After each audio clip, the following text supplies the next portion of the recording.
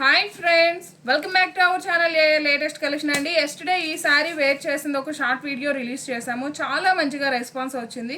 But చాలామంది cost అడిగారండి. 1590 free shipping. And ఇంకోటి వచ్చేసి కలర్స్ ఉన్నాయా అన్నారు. ఇందులో ఓన్లీ 2 కలర్ కాంబినేషన్స్ ఉన్నాయి.